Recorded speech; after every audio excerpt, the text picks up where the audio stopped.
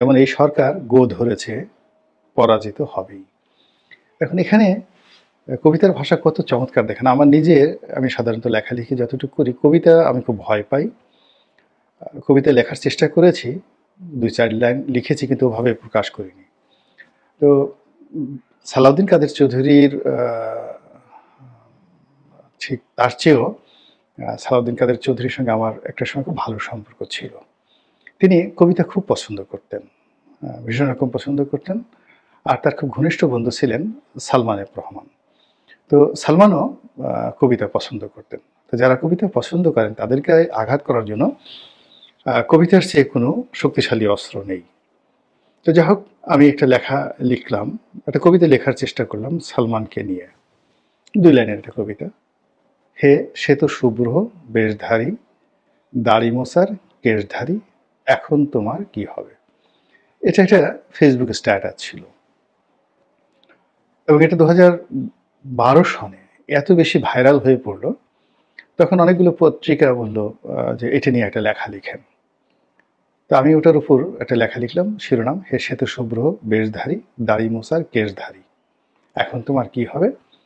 এটি নিয়ে একটা গদ্য লিখলাম বাংলাদেশ প্রতিদিন এবং ওই সময়টাতে ব্যাপক আকারে সব পত্রিকায় ছাপা হলো।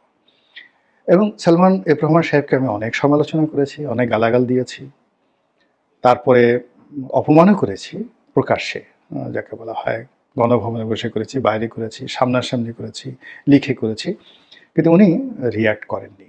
কিন্তু আমার এই কবিতার কারণে তিনি রিয়্যাক্ট করেছেন, ভীষণ রকম রিয়্যাক্ট করেছেন। এবং সেই রিয়্যাক্টের এবং কারণে কি হলো, তার সঙ্গে আমার যেটা দ্বন্দ্ব সংঘর্ষ হলো, ওই সময়টাতে সাবেক প্রধানমন্ত্রী শেখ হাসিনা তিনি যদি নিউট্রাল থাকতেন তাহলে একটা রকম ব্যাপার হতো, কিন্তু নিউট্রাল না থেকে তিনি কি করলেন, সালমান এফ রহমান সাহেবের পক্ষ অবলম্বন করলেন, ফলে আমি একা হয়ে গেলাম। এখন আমার দুটো অপশন ছিল, সালমান সাহেবের সঙ্গে নেগোসিয়েশন করা, শেখ হাসিনার কাছে গিয়ে আশ্রয় নেওয়া। সেটা না করে আমার কাছে মনে হয়েছে ঠিক আছে, এত কিছু তো করলাম, একটু কবিতা লিখে জেল খেটে আসি। ৪৯ দিন জেল থেকে বের হয়ে আসার পর আমি বললাম যে ঠিক আছে, আর অনেক কিছু লিখবো, কবিতা আর লিখবো না। তো ঠিক সেই আগের কবিতার যে ভাষা, পিঁপড়ে গো ধরেছে উড়বেই, তো তদ্রূপ এই যে সরকার, বর্তমান সরকার, তারা গো ধরেছে, পরাজিত হবেই। তো গো ধরাটা কি? গো ধরাটা হলো জিদ করা, শক্তি দেখানো, এবং তার যতটুকু শক্তি আছে সেই শক্তিটি এমনভাবে সে প্রয়োগ করে, সেই প্রয়োগ করে যেখানে তার দেহ ছিন্ন বিচ্ছিন্ন হয়ে যায়, কিন্তু কোনো অবস্থাতেই তাকে সেই জায়গা থেকে ফেরত আনতে পারবেন না। যেমন গো ধরে কিসে? পিঁপড়া। আপনি যখন কোনো একটা পিঁপড়ার, যে অনেকগুলো পিঁপড়ার জাতি উপজাতি আছে, তারা যখন আপনাকে কামড় দেবে, গো ধরে কামড় দেবে, আপনি কোনো অবস্থাতেই পিঁপড়ার কামড় থেকে নিজেকে রক্ষা করতে পারবেন না। আপনি তাকে পিষে মেরে ফেলবেন, ও কামড় দেওয়া বন্ধ করবে না। আপনি তাকে টান দেবেন, তার মানে মাথা ছিঁড়ে যাবে, পেট বের হয়ে যাবে আলাদা, কিন্তু কোনো অবস্থাতেই যে আপনারকে যে কামড় বসিয়ে দিয়েছে, এই কামড় থেকে সে কোনো অবস্থাতেই তাকে ছাড়াতে পারবেন না।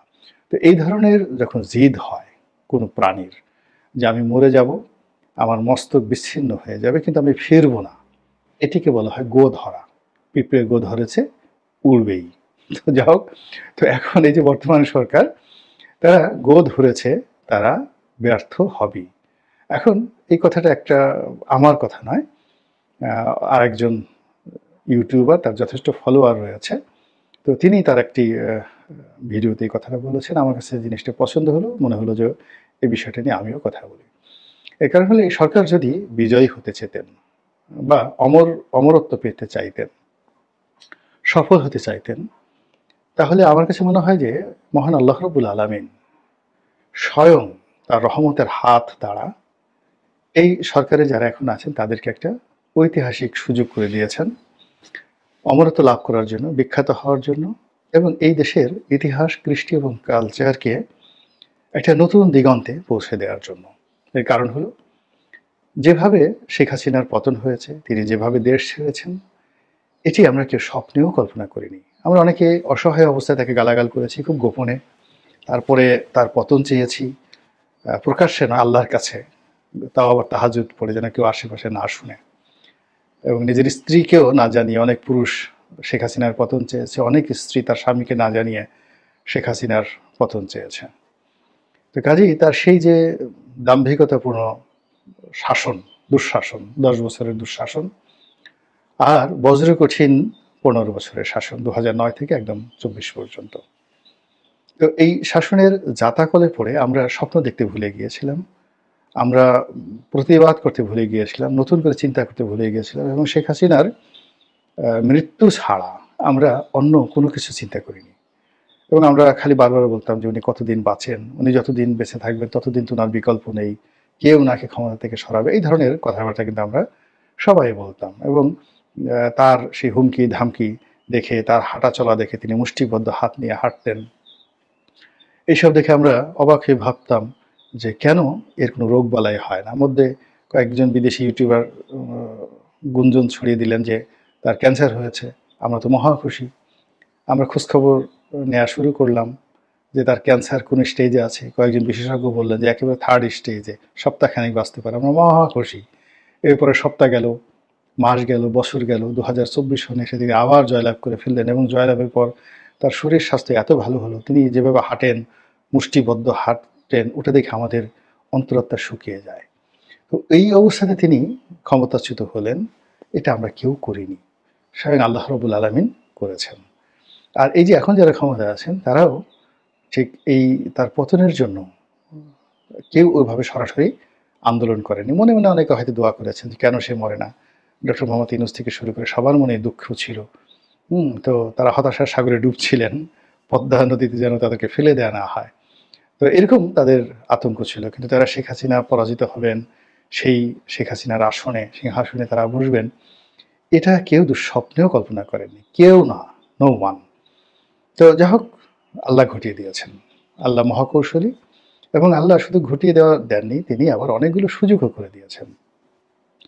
সেটা হলো শেখ হাসিনার যে পাওয়ারফুল এলিমেন্টগুলো ছিল, ইন্ডিয়া ছিল, বাংলাদেশে ছিল, সেই পাওয়ারফুল এলিমেন্টগুলোকেও আল্লাহ নির্বিষ করে দিয়েছেন। আর সমস্ত মানুষের হৃদয়, মন, মানসিকতা অলমোস্ট 60 ডেজ, 60 দিনের জন্য এই মানুষের দিকে, অর্থাৎ এই যে এখন যারা আছে তাদের সবার দিকে আল্লাহ মুতাওয়াজ্জো করে দিয়েছিলেন। ফলে এই মানুষ উপদেষ্টাদেরকে মনে করত দেবতুল্য, অলি আল্লাহর মতো। তাদেরকে সবাই ত্রাণকর্তা মনে করত। এবং এখন এখানে যে সকল তরুণ বন্ধুরা উপদেষ্টা হয়েছেন, তাদের দিকে তাকিয়ে মানুষ অবাক বিস্ময়ে ভাবত, তাদের জন্য দোয়া করত। তারপরে অন্যান্য যে সকল সিনিয়র যারা নেতৃবৃন্দ রয়েছেন, হয়েছেন এখানে, তাদেরকে নিয়ে কেউ কোনো একটু শব্দ করেনি। বরং ২-৪ জন কেউ যদি কারো ব্যক্তিগত জীবনে কোনো অন্যায় থাকে, সেগুলো নিয়ে টুকটাক শব্দ করার চেষ্টা করলে ১০ জন মানুষ বকাঝকা দিতেন। কিন্তু এই সময়টিতে এসে দেখা গেল যে অনেকের ব্যক্তিগত জীবনের ক্ষুদ্রাতি ক্ষুদ্র ঘটনা সামনে এমনভাবে চলে এসছে এবং সবাই দশমুখে বলার চেষ্টা করছে যে এরা ব্যর্থ, ব্যর্থ, ব্যর্থ। এখন দ্রুত চলে গেলেই আমরা বাঁচি, অথবা এদের পরিবর্তে এই একই ফর্মে নতুন আরেকটা সেট আসুক। সে যেই আসুক না কেন, আরেকটা সেট আসুক। এরকম অনেকে চিন্তা করছেন। আবার যারা হতাশাবাদী তারা বলছেন যে আগের মতোই তো, যেই লাউ সেই কদু। আবার কেউ বলার চেষ্টা করছেন যে শেখ হাসিনা ফিরে আসবে এই এলো বলে। অন্যদিকে বিএনপি, জামাত তারা যেভাবে প্রথম ৬০ দিনে এই সরকারের প্রতি তাদের সমর্থন ব্যক্ত করেছিল, যেভাবে সমস্ত কিছু করেছিল, এখন তারা নিজেদের যাকে বলে অবস্থান সামলানোর জন্য তারা হিমশিম খাচ্ছেন। বিএনপির ইন্টারনাল ক্ল্যাশ, তারপরে নেতাকর্মীদের দুর্বৃত্তপনা, অনেকের দুর্বৃত্তপনা, অনেকের বিরুদ্ধে দখলবাজি, চাঁদাবাজির অভিযোগ। অন্যদিকে দলের শীর্ষ নেতা জনাব তারেক রহমান সাহেব এখন দেশের বাইরে আছেন, তার মামলা মোকদ্দমাগুলো নিষ্পত্তি এখন পর্যন্ত হচ্ছে না। আর হলেও তিনি এইরকম একটা অবস্থার মধ্যে, আনপ্রেডিক্টেবল অবস্থার মধ্যে আসবেন, এই জিনিসটি তার আপনজনরা কখনই হতে দেবে না। কারণ হলো তিনি একটা যাকে বলা হয় মর্যাদার প্রতীক, বিএনপির ঐক্যের প্রতীক। তো তিনি যদি এসে কট হয়ে যান, যেখানে বেগম খালেদা জিয়াকে গ্রেপ্তার করে রাখা হয়েছে দীর্ঘদিন, বিএনপির লোকজন এটা টুস শব্দ করতে পারেনি। ফলে বেগম খালেদা জিয়ার পরিবারের যারা লোকজন আছে অনেকটা শেখ হাসিনার সঙ্গে নেগোসিয়েশন করে তার যাকে বলা হয় সাহায্য নিয়ে, সহানুভূতি নিয়ে তার জন্য অনেক কিছু ব্যবস্থা করেছেন। জেল থেকে বের করে তাকে প্রাইভেট হাউসে রাখা, ইত্যাদি অনেক কিছু মূলত বেগম জিয়ার পরিবার করেছেন, কিন্তু দল আসলে তার জন্য তেমন কিছুই করতে পারেনি। তো একইভাবে যদি একটা আনপ্রেডিক্টেবল অবস্থা থাকে, রাজনৈতিক অবস্থা থাকে, তো যখন তারেক রহমান সাহেব আসবেন, হয়তো ১ কোটি লোক এয়ারপোর্টে যাবে, তারপর তিনি বাসায় যাবেন। ১ মাস ২ মাসের মধ্যে দেখা গেল যে আবার যদি তার প্রতিপক্ষ হয়ে যায় রাষ্ট্র, তাকে গ্রেপ্তার করা হয়, একজন লোকও কিন্তু খুঁজে পাওয়া যাবে না, যেভাবে এখন শেখ হাসিনার জন্য কোনো লোক খুঁজে পাওয়া যাচ্ছে না। তো কাজেই তারেক রহমানের আশা সবকিছুর উপর নির্ভর করবে একটা প্রেডিক্টেবল সিচুয়েশন। এবং আমাদের সেনাবাহিনীর সঙ্গে ১১ সময় যে কোনো কারণে হোক বিএনপির একটা ঐতিহাসিক সম্পর্ক খারাপ হয়ে গিয়েছে। তারপর তারেক রহমান সাহেবের সঙ্গে সেনাবাহিনীর সম্পর্ক, ডিজিএফআইয়ের সম্পর্ক, এটা খারাপ হয়ে গেছে। তিনি যতই মুখে বলুন না কেন যে আমাকে গ্রেপ্তার সময়, আমরা সবাই জানি যে তাকে যখন গ্রেপ্তার করা হয়েছিল 111-এর সময় খুব নির্যাতন করা হয়েছিল এবং তার পিঠের মেরুদণ্ডে তিনি আঘাতপ্রাপ্ত হয়েছেন, এরকম কথা আমরা শুনেছি। তিনি মুখ ফুটে কোনো কিছু বলেননি, কিন্তু ওই সময়টিতে স্পষ্টই আমরা বুঝতে পারি যে তাকে প্রচণ্ড নির্যাতন করা হয়েছিল এবং সেনাবাহিনী করেছিল। তো এটা তিনি যদি প্রধানমন্ত্রী হন, তাহলে সেনাবাহিনীদের একটা যাকে বলা হয় সাইকোলজিক্যাল প্রেশার থাকবে। আবার তিনি যদি নিরঙ্কুশ ক্ষমতা না নিয়ে বাংলাদেশে আসেন, সেনাবাহিনীর পোশাক দেখলে, সেলুট দেখলে তারও একটা অন্তর্নিহিত প্রেশার থাকবে। এরপরে বেগম জিয়ার বাড়িটা ভেঙে দেওয়া হয়েছে এবং সেখানে যেভাবে ভবন নির্মাণ করা হয়েছে এবং এই ঘটনার সাথে সেনাবাহিনীর অনেকে জড়িত। এখন এই বিশাল প্রক্রিয়াতে যদি তাদেরকে শাস্তির আওতায় আনা হয় এবং ব্যবস্থা নেওয়া হয়, তাহলে ওখানেও যে একটা রিদম আছে, চেইন অফ কমান্ড আছে, সেগুলো নিয়ে একটা সমস্যা হবে। ফলে কি হচ্ছে, সেনাবাহিনীর সঙ্গে ইমরান খানের, পাকিস্তানের ইমরান খানের যে একটা মনস্তাত্ত্বিক সমস্যা তৈরি হয়ে আছে, যার কারণে দেখা গেল সারা দুনিয়া ইমরান খানের পক্ষে, সমগ্র পাকিস্তান ইমরান খানের পক্ষে, এমনকি ভারত ইমরান খানের পক্ষে, কিন্তু সেনাবাহিনীর কারণে কাজ হচ্ছে না। এখন বিএনপির সঙ্গে সেনাবাহিনীর যে দূরত্ব, এই দূরত্বটা বহুমুখী দূরত্ব, অনেকগুলো দূরত্ব। এই দূরত্বর একটাও মানে যাকে বলা ইতিবাচক ঘটনা ঘটেনি এবং এই দূরত্ব যাকে বলা হয় দূর করার জন্য যে ক্যারিসমেটিক লোকজন দরকার, যারা সেনাবাহিনীর সঙ্গে বিএনপির একটা সম্পর্ক স্থাপন করতে পারে, তা না করে দেখা গেল যে কিছু সাবেক সেনা কর্মকর্তা যারা বিএনপির সঙ্গে জুটে গিয়েছেন, তারা যে সকল কথাবার্তা বলছেন, যে উগ্রতা দেখাচ্ছেন এই সময়টিতে, তাতে করে সেনাবাহিনীর সঙ্গে যারা এখন কমান্ডে আছেন তাদের সঙ্গে মূলত বিএনপির দূরত্ব তৈরি হচ্ছে এবং এটাই হলো বাস্তবতা। দ্বিতীয়ত, সেনাবাহিনীর সঙ্গে পুলিশের একটা মনস্তাত্ত্বিক দূরত্ব আছে এবং বিএনপি এই সময়টিতে গত সেই 90 দিনের মধ্যে, অর্থাৎ 100 দিনের মধ্যে, তারা পুলিশের কে পোস্টগুলো থেকে শুরু করে আওয়ামী লীগ যেভাবে পুলিশকে সেনাবাহিনীর ঊর্ধ্বে গুরুত্ব দিয়েছিল, ঠিক একইভাবে এই অল্প কয়েকদিনের মধ্যে বিএনপির যে সাবেক কিছু পুলিশ কর্মকর্তা, মানে বিএনপি মাইন্ডেড পুলিশ কর্মকর্তা, যারা দলবাজির কারণে চাকরিচ্যুত হয়েছিলেন, দলবাজির কারণে দেশ থেকে পালিয়ে গিয়েছিলেন, দুর্নীতির কারণে যারা পুলিশ বাহিনীতে নিন্দিত, এদের একটা বিরাট সিন্ডিকেট এখন বলতে গেলে পুলিশের উপরে চেপে বসেছে এবং তারা পুলিশকে ঠিক আওয়ামী জমানার মতো করে আবার শক্তিশালী করার যে চেষ্টা করছে, যেটি সেনাবাহিনী কোনো অবস্থাতে মেনে নিচ্ছে না। এবং সেনাবাহিনীর মধ্যে, পুলিশের মধ্যে এখনও যে এই মনস্তাত্ত্বিক সমস্যা, এটা ক্রমশ কিন্তু বাড়ছে, যার দায় আলটিমেটলি তারেক রহমান সাহেবের উপর, বিএনপির উপর কিন্তু যাচ্ছে, যেগুলো বিএনপি হয়তো এখন কাউন্ট করতে পারছে না। আর যারা এই যে পালিয়ে গিয়েছিল, মানে অপরাধী পুলিশ কর্মকর্তা, বিএনপির জমানার দুর্নীতিবাজ পুলিশ কর্মকর্তা, দলবাজ পুলিশ কর্মকর্তা এবং কিছু নিরীহ ভালো মানুষ কিন্তু বেকুব, যারা বঞ্চনার শিকার হয়েছেন, তারা এই সবাই মিলে এখন দুধ হয়ে একত্র হয়ে গেছেন, all become the BNP master mind. তো এই বিএনপি মাস্টার মাইন্ড এই পুলিশের মধ্যে যেভাবে একটা প্রতিক্রিয়া তৈরি করেছে, আবার এইরকম একটা পুলিশ বাহিনী যদি আবার বিএনপি জমানোর মতো হয়, যেটা আর্মির জন্য, অর্থাৎ সেনাবাহিনীর জন্য আর একটা মাথা ব্যথার কারণ হবে। সব মিলিয়ে পুরো যে পরিবেশ এবং পরিস্থিতি, এই পরিস্থিতি মূলত বিএনপির জন্য জটিল হয়ে যাচ্ছে এবং এই জটিলতার কারণেই হচ্ছে সেনাবাহিনী বা অন্য যে সকল গোয়েন্দা সংস্থা রয়েছেন, তারা জামাতকে প্রমোট করছে, অনেক ছোট ছোট দলকে প্রমোট করছে। তারা এই রাস্তার যারা ছোট ছোট, একেবারে ছোট ছোট দল, তেমন কোনো উল্লেখযোগ্য কিছু নয়। তাদেরকে টাকা দিচ্ছে, পয়সা দিচ্ছে, গণভবন, বঙ্গভবন অবাধে ঢুকতে দিচ্ছে এবং বিএনপির সঙ্গে কোনো অবস্থাতেই তাদেরকে মিশতে দিচ্ছে না। তাদেরকে এই যে আনুপাতিক হারে ভোট, এই আনুপাতিক হারে ভোটের কথা বলে সরকার যে জিনিসগুলো চাচ্ছে সেটা হলো যে এই ছোট ছোট দলগুলোকে যদি 20 লাখ 30 লাখ করে ভোট দেওয়া হয়, এইটা ধরতেও পারবে না কেউ।